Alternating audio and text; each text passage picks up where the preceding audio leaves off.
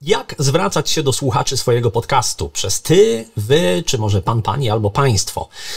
Podcast to jest dla odbiorców zaproszenie do twojego świata, a ponieważ to jest twój świat, to ty w zasadzie dyktujesz zasady i to ty decydujesz, jak będziesz się do tych ludzi zwracał. Ja osobiście zwracam się do słuchaczy przez ty, w liczbie pojedynczej, przez ty, dlatego że lubię taką formę. Zależy mi na tym, żeby zmniejszyć dystans między mną a słuchaczami i lubię też, kiedy słuchacze zwracają się do mnie właśnie po imieniu, bo tak mi jest prościej.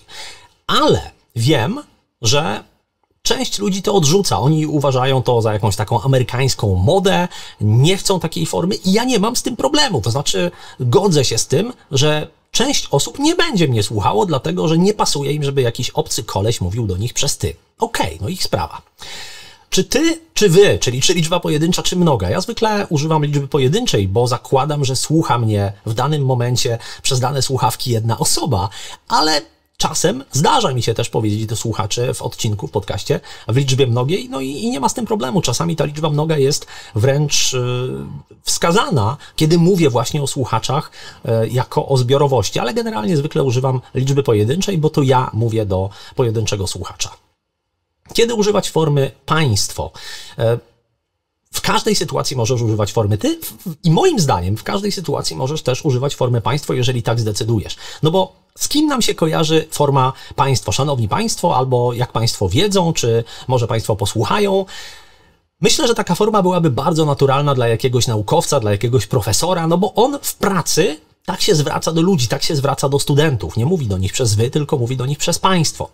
Taka forma była pewnie naturalna całkiem w przypadku jakiegoś prawnika czy polityka, ale każdy może przyjąć taką konwencję, żeby się wyróżnić, nawet jeżeli to jest, nie wiem, kilkunastoletni gracz, który pokazuje, czy opowiada o graniu w gry wideo, on też może używać formy państwo właśnie po to, żeby trochę zbudować konwencję wokół tego swojego podcastu, więc można się tym bawić.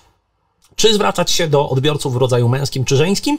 Ja zwracam się w rodzaju męskim, dlatego że większość moich słuchaczy to są mężczyźni, ale znam też podcasty, gdzie zwłaszcza autorki, które wiedzą, że w większości słuchają ich kobiety, mówią do nich w rodzaju żeńskim i to jest okej.